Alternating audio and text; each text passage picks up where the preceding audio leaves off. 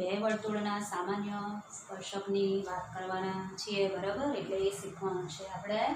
તો બે વર્તુળોનો સામાન્ય સ્પર્શક કોને કહેવાય તે સૌથી પહેલાં જોઈએ. તો common tangent to circles. Okay, એવી રેખા જે આપેલ બંને વર્તુળો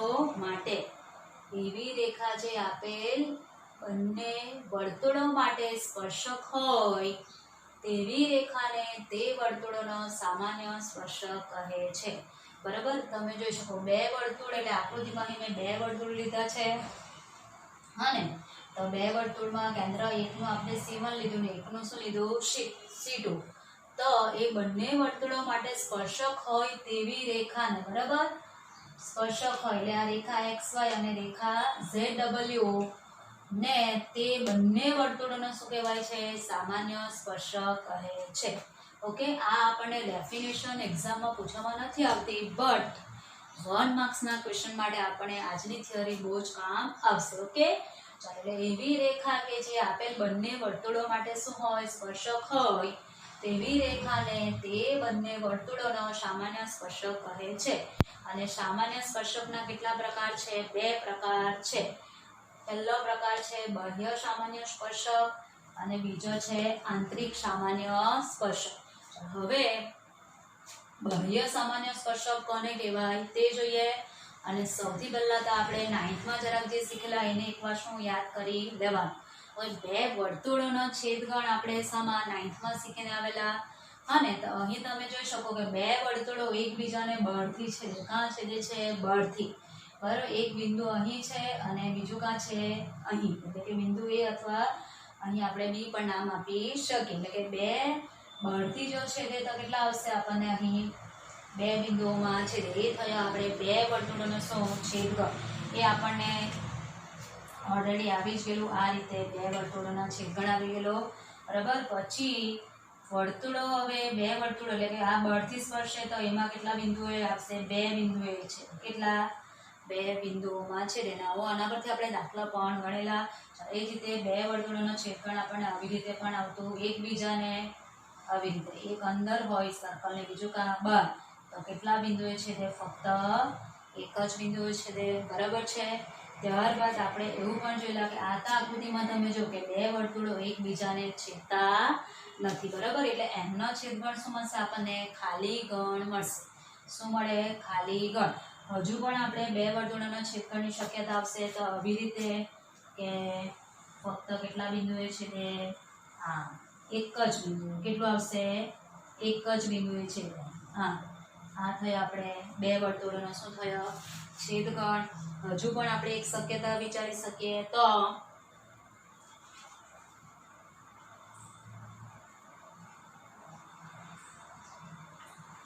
હવે આપણે આ કેમ અંદરથી લીધું આમ, બરાબર છે? આ આપણે બે બિંદુઓમાં આવ્યું, આ બહારથી કેટલા? એક જ બિંદુમાં છે. હજુ એક શક્યતા આપણે આવી પણ બતાવી શકીએ કે એક સર્કલ છે અને બીજું એક સર્કલ અંદરની બાજુએ જ છે. તમે જો કે આમાં છે તે કોઈ એક બિંદુએ શું ટચ થાય છે, અહીં એક બિંદુએ ટચ થતું નથી. એટલે આ બે જે શક્યતાઓ છે એમાં વર્તુળોનો છેદગણ શું હશે આપણને? ખાલી ગણ. એટલે વર્તુળો એકબીજાને છેદતા નથી, બરાબર? અને બે બિંદુઓ છે તેવી આપણી આકૃતિ એક છે અને એક બિંદુ છે તેવી આકૃતિ એટલે આપણી પાસે બે. એ બધું આપણને 9th માં આવી ગયું. હવે આપણે શાની વાત કરીએ? સ્પર્શકની વાત કરીએ. તો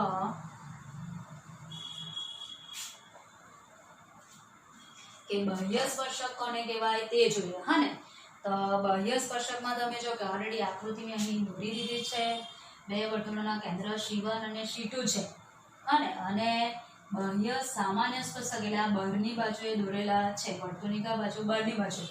પણ વ્યાખ્યા શું આવશે કે જે બે વર્તુળોના કેન્દ્ર, હા ને? જે બે વર્તુળોના કેન્દ્ર એટલે કે C1 અને C2 સ્પર્શકની એક જ બાજુએ આવેલા હોય. સ્પર્શકની કઈ બાજુ? એક જ બાજુ. તમે જોઈ શકો કે આ XY સ્પર્શકની એક જ બાજુએ છે. તે જ રીતે ZW ની પણ કઈ બાજુ છે? એક જ બાજુએ. તો તેવા શું કીધું? બંને સ્પર્શકોને શું કહેવાશે? બાહ્ય સામાન્ય સ્પર્શક કહેવાય. શું કહેવાય? બાહ્ય સામાન્ય સ્પર્શક. ચાલો, હવે આની વ્યાખ્યામાં તો આપણને આઈડિયા આવી ગયો કે સ્પર્શકની કઈ બાજુ હોવી જોઈએ? બંને વર્તુળોના કેન્દ્ર એક જ બાજુ.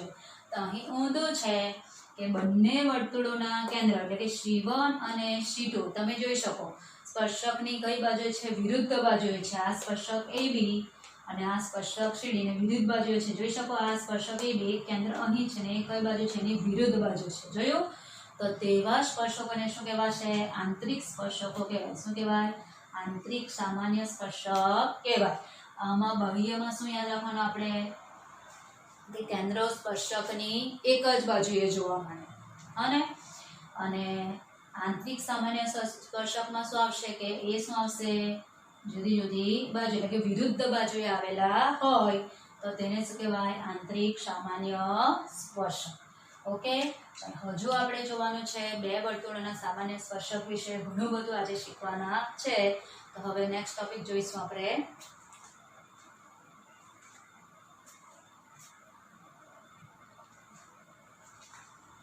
હવે આપણે જોઈશું બે વર્તુળોના સ્પર્શ બિંદુએ સામાન્ય સ્પર્શક બરાબર બે વર્તુળોના સ્પર્શ બિંદુએ સામાન્ય સ્પર્શક હવે આપણે આગળ જોઈએ એ મુજબ જ કે બે વર્તુળો એકબીજાને કોઈ એક બિંદુએ બળથી સ્પર્શે અથવા તો કોઈ એક બિંદુએ અંદરથી સ્પર્શે બરાબર છે આ જે આકૃતિ છે તમે જો કે એ બંને વર્તુળો એકબીજાને બળથી સ્પર્શે છે અને અહીં આ આકૃતિમાં બંને વર્તુળો એકબીજાને અંદરથી સ્પર્શે બરાબર એટલે બંનેનો છેદ બિંદુ શું આવશે કોઈ એક બિંદુ પણ અહીં આપણને શું કીધું છે કે બે વર્તુળોના સ્પર્શ બિંદુ એટલે કે આ જે વર્તુળનું કેન્દ્ર C1 કેન્દ્રવાળું વર્તુળ અને C2 કેન્દ્રવાળું વર્તુળનું સ્પર્શ બિંદુ અહીં થશે ઓકે નામ આપ્યું નથી પણ આ વચ્ચે જે લાઈન ગઈ છે તે તો આ જે રેખા એ શું કહેવાશે આ બંને વર્તુળોનો શું કહેવાશે સામાન્ય સ્પર્શક એટલે આપણે ખાસ એક વાત કરવાની હતી કે તમને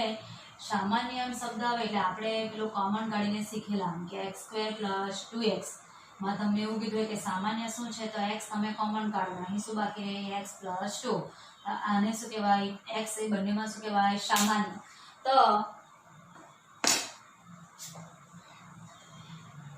તમે જો કે આ જે રેખા છે તે બંને સર્કલમાંથી શું પસાર થતી છે એટલે એને બંને વર્તુળોનો શું કહેવાય સ્પર્શ બિંદુ શું કહેવાશે સામાન્ય સ્પર્શક તે જ રીતે એકબીજાને અંદરથી સ્પર્શે તો આ નાના વર્તુળનું કેન્દ્ર C1 છે અને આ જે મોટું વર્તુળ છે બહારનું એનું કેન્દ્ર શું છે C2 અને એનું સ્પર્શ બિંદુ અહીં બહાર છે કારણ કે અંદરથી સ્પર્શે એટલે સ્પર્શ બિંદુ કાં છે બહારની બાજુ તો તેમાંથી પણ એક સામાન્ય રેખા પસાર થાય અને એને શું કહેવાય સામાન્ય સ્પર્શક હવે તમે અહીં પણ જો આકૃતિ રવા દીધી છે તમને બરાબર છે તો AB છે બરાબર તો આ રેખા છે તે C1 કેન્દ્ર ધરાવતા વર્તુળમાંથી પણ પાસ થાય અને C2 માંથી પણ પાસ થાય એટલે એને શું કહેવાશે આપણે સામાન્ય સ્પર્શક જ કીધું પણ એને શું કીધું આપણે આંતરિક સામાન્ય સ્પર્શ બરાબર ને નામ આપી દીધું છે આ જે CD રેખા છે એ પણ C2 માંથી પણ પાસ થાય અને C2 કેન્દ્રવાળા વર્તુળમાંથી પણ પાસ થાય અને C1 કેન્દ્રવાળા વર્તુળમાંથી પણ પાસ થાય ઓકે એટલે આપણે તો ફક્ત આકૃતિ દોરતા આવડવું જોઈએ એટલે આપણને 1 માર્ક્સનો ક્વેશ્ચન તરત આવડી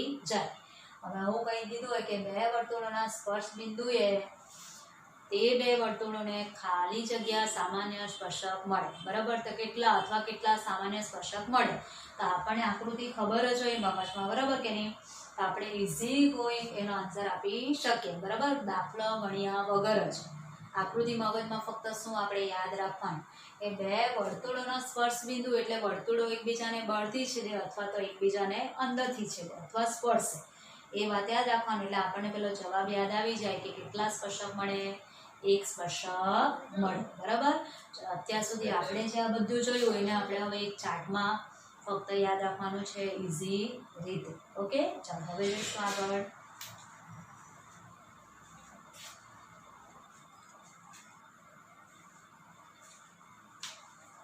બોર્ડ પર અહીં આપણે અલગ અલગ આકૃતિ દોરી છે પણ એ આકૃતિઓ આપણે જે આગળ ચર્ચા કરી એની જ છે તમે જોઈ શકો કે આંતરિક સામાન્ય સ્પર્શક છે બાહ્ય સામાન્ય સ્પર્શક અને બે વર્તુળના સ્પર્શ બિંદુએ સામાન્ય સ્પર્શક એક આકૃતિ પાછી શું થાય રિપીટ થાય પણ થોડો ક્વેશ્ચન શું છે અહીં બદલાશે ઓકે તો સૌથી પહેલી આકૃતિ છે તમે જો કે એમાં એક સર્કલ આપેલું છે બરાબર એટલે બે સર્કલ કે બે વર્તુળોના સામાન્ય સ્પર્શકની સંખ્યા હવે આપણે વાત કરવાની છે ને.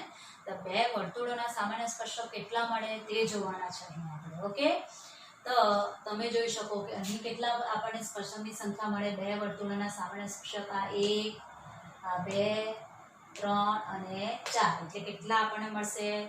સામાન્ય સ્પર્શકની સંખ્યા કેટલી મળશે? 4. કેટલી મળવાની? 4. એટલે આપણે અહીં લખતા પણ જઈએ કે સામાન્ય સ્પર્શકની સંખ્યા,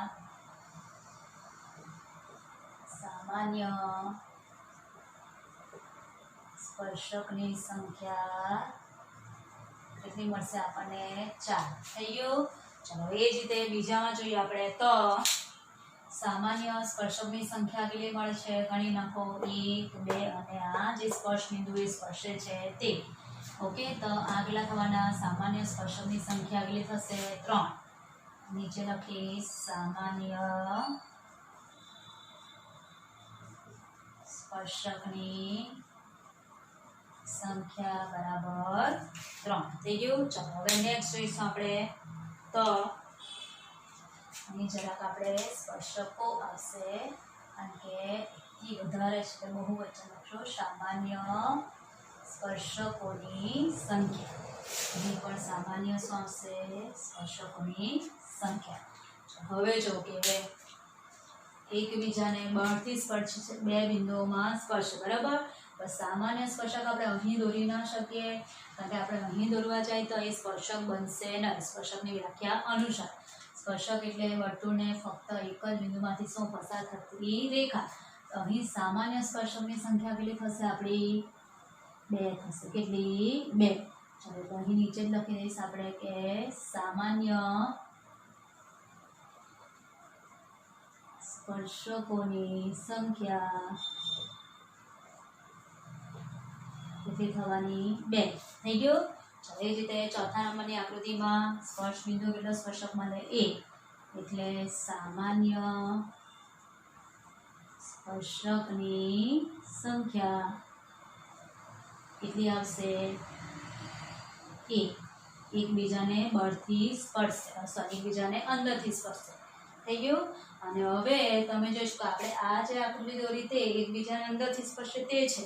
અને આ આકૃતિ કઈ છે? એકબીજાને અંદરથી બળથી સ્પર્શે છે તે. બરાબર. તો સવાલ આપણને આ રીતે પૂછી શકાય કે જો બે વર્તુળો એકબીજાને બળથી સ્પર્શે સામાન્ય સ્પર્શકોની સંખ્યા બરાબર ખાલી જગ્યા. બરાબર. એટલે આ રીતે આપણે સૌથી પહેલા આકૃતિ દોરવી પડે, પછી કેટલા સામાન્ય સ્પર્શક મળે એ જોવું પડે. એટલે કેટલા મળશે ત્યારે? તો 3.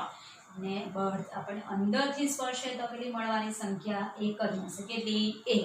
ચલો હવે તમે જો કે આ છેલ્લા નંબરની આકૃતિમાં એક પણ મેં રેખા બતાવી નથી કારણ કે એ બે વર્તુળો તો આપણે સામાન્ય સ્પર્શક દોરવું હોય તો એક અહીં અંદર દોરાય, એટલે એક આ બહારના વર્તુળના દોરાય ને એક અંદરના વર્તુળના. પણ અંદરના વર્તુળના જે દોરીએ એ આપણે સામાન્ય સ્પર્શક કહેવાશે નહીં. સામાન્ય સ્પર્શક એટલે આ રીતે બંને વર્તુળોમાંથી જ એ રેખા શું થવી જોઈએ? પસાર થવી જોઈએ. અને બંને વર્તુળ એને પાછું ફક્ત અને ફક્ત એક જ બિંદુએ શું સ્પર્શતું હોવું જોઈએ. બરાબર. સ્પર્શ બિંદુ કેવું જોઈએ? બંને વર્તુળોનું એક જ હોવું જોઈએ. હવે અહીં સ્પર્શક હું દોરવા જાઉં આમ, બરાબર છે, અને બીજો એક આમ દોરું તો એ શું બની જાય? છેદિકા પણ બની જાય. ઓકે. એટલે છેલ્લામાં સ્પર્શકની સંખ્યા કેટલી આવશે? સામાન્ય સ્પર્શકની સંખ્યા 0. સામાન્ય સ્પર્શકની સંખ્યા શું આવશે? 0. એક પણ સ્પર્શક મળે નહીં. બરાબર. એટલે બધું યાદ રાખવા કરતાં આપણે આ એક જ ચાર્ટ યાદ રાખવાનો જેથી કરીને આપણને અહીં કેટલા સવાલ મળી ગયા? 5 સવાલ મળી ગયા. કેટલા? 5. એટલે 5 સવાલને પાછું અલગ અલગ રીતે પૂછી શકાય તો આપણને 10 સવાલ મળી ગયા કહેવાય. ઓકે. તો હવે આપણે નેક્સ્ટ ટોપિક જોઈશું.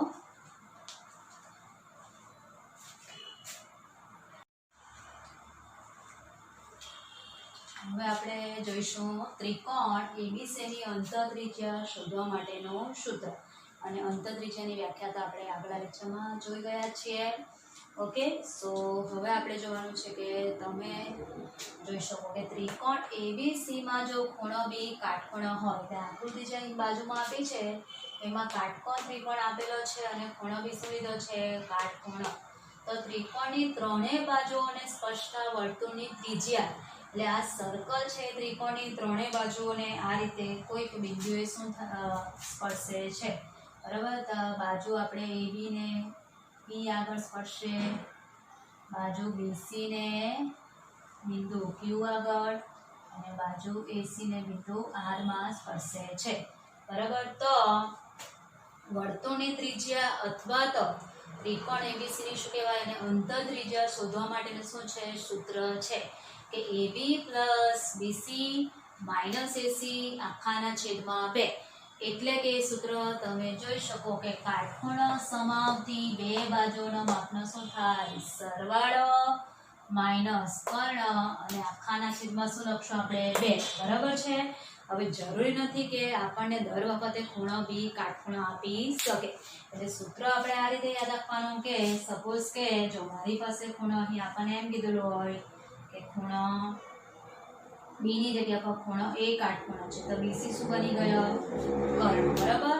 અને આ એક શું છે આપણી પાસે, આમ એક સર્કલ. આવી રીતની આકૃતિ થાય ત્યારે આપણને ત્રિકોણ ABC ની અંતર ત્રિજ્યા શોધવાનું પૂછ્યું હોય અથવા તો વર્તુળની ત્રિજ્યા શોધવાનું, આ શું કહેવાશે, વર્તુળની શું કહેવાય, આ જે સ્પર્શ બિંદુ આગળ સ્પર્શ એને શું કહેવાય, વર્તુળની ત્રિજ્યા, બરાબર છે. ચાલો અહીં બી આપણે ત્રિજ્યા જરાક બતાવી દઉં તમને. આ જે છે એ વર્તુળનું શું લીધું છે મેં, કેન્દ્ર. આ થવાની વર્તુળની ત્રિજ્યા IR, પછી QR અને EI, બરાબર. આ શું થવાની વર્તુળની શું કહેવાશે, ત્રિજ્યા R, R અને R. અને ત્રિજ્યા તો કેવી હોય છે, એક જ વર્તુળની ત્રિજ્યાના માપ સમાન હોય છે.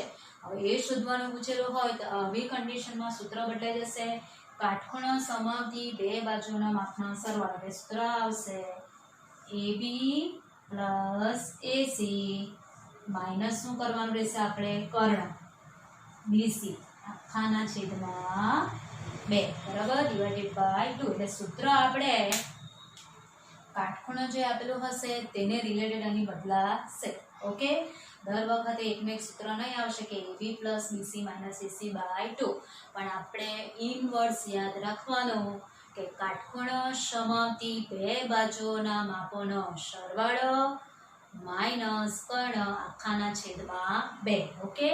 શું યાદ રાખવાનું, કાટખૂણો સમાવતી બે બાજુઓના માપનો સરવાળો માઈનસ કર્ણ આખાના છેદમાં 2, ઓકે. એ સૂત્ર આપણે શબ્દોમાં યાદ રાખવાનું રહેશે, કારણ કે કોઈ વાર આપણને કાટકોણ ત્રિકોણ PQR પણ આપે, XYZ પણ આપે, ખૂણો અહીં A ની જગ્યા પર કોઈ વાર ખૂણો C પણ આપી દે તો આ સૂત્ર બદલાઈ જાય, બરાબર. એટલે આ સૂત્ર મોસ્ટ ઇમ્પોર્ટન્ટ છે 4-1 માં, ઓકે. અને આ જે ક્વેશ્ચન હવે હું કરાવવાની છું એ જૂની ટેક્સ્ટ બુકનો છે અને એમાં તમને લોંગ મેથડ પણ આપી છે, પણ અત્યાર સુધી લોંગ મેથડ પૂછાયો નથી, બટ 1 માર્ક્સમાં પૂછાયા કરે છે. એટલે આપણે ઉપરના સૂત્રની મદદથી જ આ દાખલો શું અત્યારે ભણવાનો છે, ઓકે. તો જોઈશું હવે આપણે ક્વેશ્ચન એના પરથી. આને શું કહેવાય, અંતર ત્રિજ્યા અથવા તો વર્તુળની ત્રિજ્યા કહેવાય, બરાબર છે. હવે આપણે ક્વેશ્ચન જોઈએ તો ત્રિકોણ ABC માં ખૂણો B શું કીધો છે, 90 કીધો છે. એટલે આ રીતનું બેઠી આકૃતિ આવવાની છે, એટલે રવા દીધી છે. વર્તુળ આ જે સર્કલ આપ્યું છે, બરાબર, આ એક કેન્દ્રવાળું એ ત્રિકોણ ABC ની બધી જ બાજુઓને સ્પર્શે, બરાબર. સ્પર્શ બિંદુ કયા થવાના, બિંદુ P, Q અને R, બરાબર. એ આપણે અનુક્રમે જોઈએ તો લખી દેવાનું. હવે આપણને AB નું માપ કેટલું આપેલું છે, 5 આપ્યું છે, તે અહીં લખી દઈએ. AB કેટલા આપેલા છે આપણને, 5. જરાક આપણે આકૃતિ છતાં અહીં દોરી દઈએ રફમાં. શું કીધું છે, એક કાટકોણ ત્રિકોણ અને ખૂણો B કાટખૂણો. હવે એમ કીધું કે વર્તુળે ત્રિકોણની બધી બાજુઓને શું કરે, સ્પર્શે છે, બરાબર. તમારે જરાક આને વ્યવસ્થિત આકૃતિ દોરી લેવી. હા, સર્કલ મારો દેખાતો નથી, તમારે પરિકરની મદદથી દોરી લેવું. ચાલો હવે એ સ્પર્શ બિંદુના નામ આપણે આગળ સુધી જ આપી દેવાનું. વર્તુળનું કેન્દ્ર જોઈએ તો આપણે અહીં O પણ લઈ શકીએ, જે લેવલ તે. ચાલો અહીં સ્પર્શ લીધું આ પી ક્યુ અને શું લીધું આર. ચાલો શોધવાનું શું કીધેલું છે આપણને? વર્તુળની ત્રિજ્યા એટલે કે ઓપી ઓક્યુ અને ઓઆર ના માપ મેળવવાના છે. બરાબર, આ ત્રિજ્યા શોધવાની. ઓકે, હવે આપણે AB નું માપ આપણને કેટલું આપેલું છે? અહીં 5 આપેલું છે. એકમ આપ્યો નથી એટલે 5 એકમ જ લખાશે. ચાલો ત્યાર પછી BC નું માપ આપણને કેટલું આપેલું છે? તે લખીએ 12 અને AC નું માપ તો આપણને આપ્યું નથી, જે આપણે શોધવું પડશે. ઓકે, ચાલો હવે આપણે તો સૂત્રમાં કર્ણની પણ જરૂર પડવાની, પણ અહીં કર્ણનું માપ આપણને આપ્યું નથી. ફક્ત આપણને કયા માપ આપ્યા છે? કાટખૂણા સમાતી બે બાજુના માપ આપ્યા છે. એટલે કર્ણનું માપ આપણે શોધી શકવાના છે શાની મદદથી? કે કાટકોણ ત્રિકોણ આવે એટલે કયો પ્રમેય યાદ રાખવાનું કીધેલું તમને? પાયથાગોરસનો પ્રમેય. ઓકે, અને આમ પણ તમને ઘણા બધા છોકરાઓને આઈડિયા આવી ગયો હશે કે આ 5 આવ્યું, આ 12 આવ્યું, તો આ કેટલું મળવાનું? તે પાયથાગોરસની ત્રિપુટી પરથી. બટ એક્ઝામમાં તો આપણે ગણતરી બતાવવી પડે, એટલે આપણે અહીં ગણતરી કરશું કે લખીએ હવે અહીંથી કે કાટકોણ ત્રિકોણ ABC માં ખૂણો B શું આપેલ છે આપણને? 90 આપેલ છે. બરાબર, માટે પાયથાગોરસના પ્રમેય પરથી લખી દઈએ આપેલ છે. પ્રમેય પરથી ચાલો લખીએ આપણે. therefore શું થશે? AC સ્ક્વેર ઇક્વલ ટુ શું લખાશે? AB square plus BC square. ચાલો AB એટલે 5 નો સ્ક્વેર પ્લસ BC થશે આપણો 12 નો square. 5 square is 25, 12 square is 144 અને બંનેનો સરળ થશે 169 and square root of 169 is 30. 13 નો વર્ગ. બરાબર, એટલે AC નું માપ આપણને કેટલું મળી ગયું? 13 મળી ગયું. ચાલો હવે આપણી પાસે બધા માપ આવી ગયા એટલે ડાયરેક્ટ આપણે વર્તુળની ત્રિજ્યા અથવા તો ત્રિકોણ ABC ની અંતર ત્રિજ્યા મેળવી શકવાના. હવે આપણે અહીં લખશું કે માટે વર્તુળની ત્રિજ્યા R ઇક્વલ ટુ, ચાલો સૂત્ર શું યાદ રાખવાનું કીધેલું આપણે? કાટખૂણો સમાવતી બે બાજુનો માપનો સરવાળો માઈનસ કર્ણ આખાના છેદમાં 2. બરાબર, આ થયું આપણું સૂત્ર. કાટખૂણો સમાવતી બે બાજુના માપનો સરવાળો માઈનસ કર્ણ આખાના છેદમાં 2. હવે ફક્ત આપણે શું મૂકવાના રહેશે? માપ જ મૂકવાના રહેશે. ચાલો AB નું માપ છે આપણી પાસે આપેલું છે 5, BC 12 અને AC આપણે મેળવ્યું કેટલું? 30 ડિવાઇડેડ બાય 2. ઓકે, ચાલો આપણે બાજુમાં જ ગણતરી કરી નાખીએ.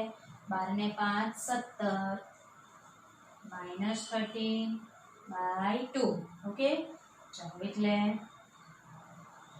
17 માંથી આપણો 13 જશે એટલે કેટલા રહેવાના? 4/2. એટલે કેટલી મળવાની આપણને અંતર ત્રિજ્યા? 2 મળી ગઈ. ઓકે, તો આ રીતે જ બધા દાખલા આપણને પૂછવામાં આવશે. કોઈક વાર આપણને કર્ણનું માપ આપેલું હશે અને કાટખૂણા સમાવતી એક બાજુનું માપ આપેલું હશે, તો એની મદદથી આપણે AB મેળવી લેવાનું. કોઈક વાર AC આપેલું હશે, AB આપેલું હશે તો BC મેળવવાનું. પછી તો આપણે ડાયરેક્ટ શું સૂત્રમાં વેલ્યુ મૂકીને ગણતરી કરીને આન્સર લાવવાનો છે. ઓકે, હવે આપણે હજુ એક બે આપણા સૂત્ર છે આ ચેપ્ટરના તે જોઈશું. પછી આપણી બધી અહીં થિયરી પૂરી થઈ જશે. ઓકે, તો હવે આપણે એક નેક્સ્ટ ટોપિક જોઈએ. હવે આ જે ટોપિક છે એ આપણી ટેક્સ્ટબુકમાં નથી, પણ કોઈક વાર આપણને 1 માર્ક્સ માટે કામ આવશે એટલે આપણે એ જોઈ રાખવાના છીએ. ઓકે, પણ એની આપણે સાબિતી આપવાની નથી, ફક્ત 1 માર્ક્સના ક્વેશ્ચન માટે આપણે આ સૂત્ર યાદ રાખવાના રહેશે. ઓકે, ચાલો તો સૌથી પહેલું આવશે છેદિકાના ખંડોનો ગુણાકાર, એટલે વર્તુળની જે છેદિકા હોય બે એના ખંડોનો ગુણાકાર, પ્રોડક્ટ ઓફ સિકન્ટ સેગમેન્ટ. ઓકે, સિકન્ટ એટલે છેદિકા અને સેગમેન્ટ એટલે ખંડ, અને પ્રોડક્ટ એટલે ગુણાકાર. તો આકૃતિમાં O કેન્દ્રવાળા વર્તુળની બે છેદિકાઓ આપી છે, છેદિકા AB અને છેદિકા CD, જે વર્તુળને બિંદુ P માં છેદે. કયા બિંદુ P માં છેદે? તો PA into PB equal to શું થશે? PC into PB. થઈ ગયું કે જો કોઈ વર્તુળની બે છેદિકા એટલે કે O કેન્દ્રિત વર્તુળની બે છેદિકાઓ AB અને CD વર્તુળના બહારના બિંદુના એટલે બહારના ભાગમાં આવેલ બિંદુ P માં છેદે, તો સૂત્ર શું યાદ રાખવાનું આપણે? PA into PB બરાબર ઇક્વલ ટુ PC into શું આવશે? PB. ખ્યાલ આવી ગયો બધાને? આ રીતે સૂત્ર ફક્ત યાદ રાખવાનું છે, PA into PB બરાબર. આ જે બહારના ભાગમાંથી આપણે જે લાઈન એટલે કે આ એક ભાગ છે એનો ગુણાકાર, એટલે એનો ગુણાકાર કોની સાથે લેવાનો? આખા ભાગ સાથે. PA into PB નાનું ઇન્ટુ પછી આખું યાદ રાખવાનું. એ જ રીતે બીજી છેદિકા માટે પણ આપણે યાદ રાખી શકીએ. ચાલો હવે જોવાનું છે આપણે લાસ્ટ કે છેદિકા અને સ્પર્શકનો સંબંધ. છેદિકા અને સ્પર્શક વચ્ચેનો સંબંધ. તો O કેન્દ્રિત વર્તુળ આપ્યું છે, તેની છેદિકા અહીં લીધી છે આપણે AB. શું લીધી છે? AB બરાબર. અને સ્પર્શક કયો લીધો છે? PT, જે વર્તુળને T આગળ સ્પર્શે. એટલે સ્પર્શ બિંદુ કયું થવાનું? T. એટલે O કેન્દ્રિત વર્તુળનો સ્પર્શક PT અને તેનો સ્પર્શ બિંદુ T ની છેદિકા આપણે કઈ લેવાની? AB. તો સૂત્ર ફક્ત આટલું યાદ રાખવાનું કે PT સ્ક્વેર ઇક્વલ ટુ શું થશે? PT square equal to PA into PB. થઈ ગયું? PT square equal to PA into PB. આ સૂત્ર યાદ રાખવાનું રહેશે. ઓકે, હવે આજની જે થિયરી છે એ બધી જ મોસ્ટ ઇમ્પોર્ટન્ટ છે અને ફોર 1 માર્ક્સ. ઓકે, એટલે તમારે એ પણ વારંવાર શું કરતા રહેવાનું? રિવાઇઝ કરતા રહેવાનું, જેથી કરીને આપણી જે ટેસ્ટ લેવાશે હવે પછીની, તેમાં તમને આ ચેપ્ટરમાં એ બધું જ શું બરાબર કામ આવશે. એ થોડુંક રિવાઇઝ કરતા રહેવાનું. એવું નથી કે ચેપ્ટર પૂરું થઈ ગયું એટલે આપણે એને મૂકી દેવાનું છે, નાનું બંધ કરીને. ઓકે, એટલે આ ટોપિક છેલ્લે લેવાનું કારણ જ આ છે કે તમને વચ્ચે દાખલા પછી થોડોક શું મળે? ટાઈમ મળે થિયરી કરવાનો. બરાબર. હવે આપણે આજે બધા સૂત્ર જોયા. આજે કયા? આ બે સૂત્ર છે, પછી અંતત્રિજ્યાવાળું, એની આગળના જે થિયરમ છે 10.1, 10.2, એ બધું ભેગું કરીને હવે શું મળશું? આપણે દાખલા કરશું. ટેક્સ્ટબુકના દાખલા ઓલરેડી બધા આપણા થઈ ગયા છે. સાબિત કરો દાખલા સિવાયના, એ આપણે પછીથી જોવાના છીએ. ઓકે, હવે આપણે એક્સ્ટ્રા દાખલા કરવાના છે. એટલે સૌથી પહેલાં તો આ જે બધી થિયરી ચાલી ગઈ છે ચેપ્ટર નંબર 10માં, એ બરાબર તમારે ક્લિયર કરી દેવાની, જેથી તમને દાખલા ગણવામાં ખૂબ ખૂબ ખૂબ જ મજા આવશે. અને જે ટેક્સ્ટબુકના દાખલા છે એ પણ તમારે ફરી એકવાર શું કરી દેવાના? રિવાઇઝ કરી લેવાના. હવે આપણે નેક્સ્ટ લેક્ચરમાં મળવાના છીએ. Bye bye and thank you.